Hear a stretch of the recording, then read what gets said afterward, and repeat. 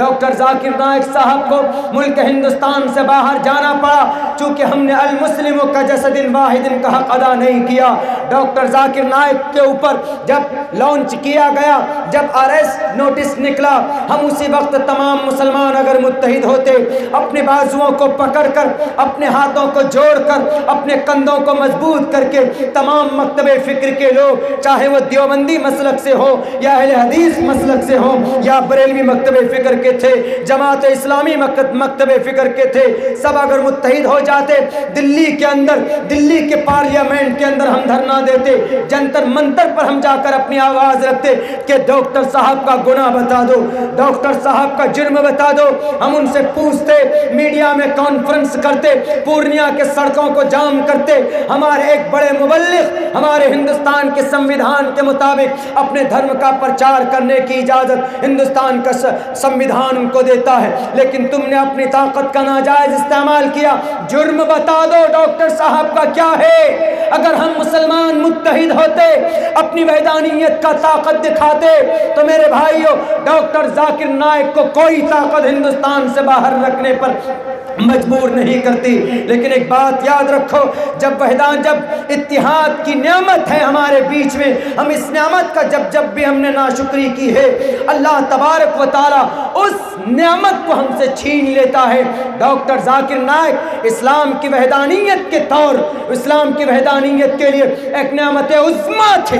وہ ظلم کے خلاف، شرک کے خلاف، عقیدے کو مضبوط کرنے کی بات کرتے تھے، کسی کو ٹیررسٹ بنانے کے لیے نہیں۔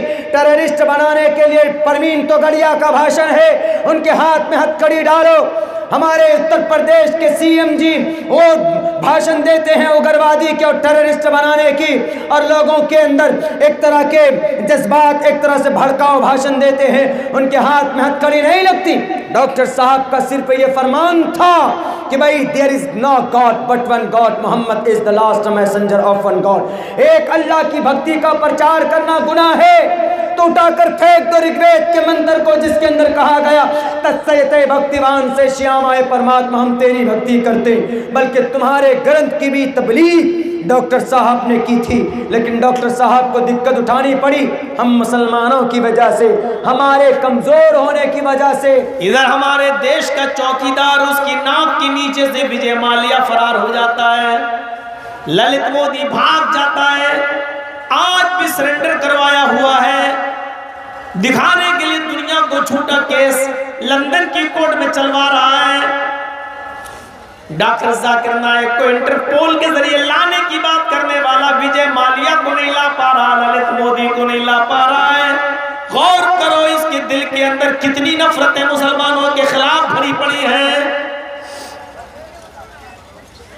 یہ اس دیش کی دو آنکھوں میں سے ایک آنکھ کو پھوڑنے کی کوشش کر رہا ہے، یہ اس دیش کے دونوں ہاتھ میں سے ایک ہاتھ کو توڑنے کی کوشش کر رہا ہے، یہ اس دیش کے دو پیروں میں سے ایک پیر کو توڑنے کی کوشش کر رہا ہے، یہ ہمارے دیش کو لنگڑا لولا اور اپاہج بنانے کی کوشش کر رہا ہے۔ اے اللہ، یہ تہجد کی نماز کا وقت ہے، ہم تجھ سے دعا کرتے ہیں کہ تو ہمارے ملک کی حفاظت فرما، اے اللہ تو ہمارے دیش کی حفاظت فرما، ان چوروں اور لٹیروں اور گھرنا اور نفرت کے چوکیداروں سے اللہ تو ہمارے دیش کو بچا لے۔ اے اللہ اس دیش کو ایسے باصلاحیت حکمراں دے جو ہندو مسلمان سکھ عیسائی سب کو بھائی بھائی کی نظر سے دیکھیں اور سب کو برابر کا حق دینے والے مل جائیں۔ اے اللہ اس دیش کی حفاظت فرما سچے حکمرانوں سے۔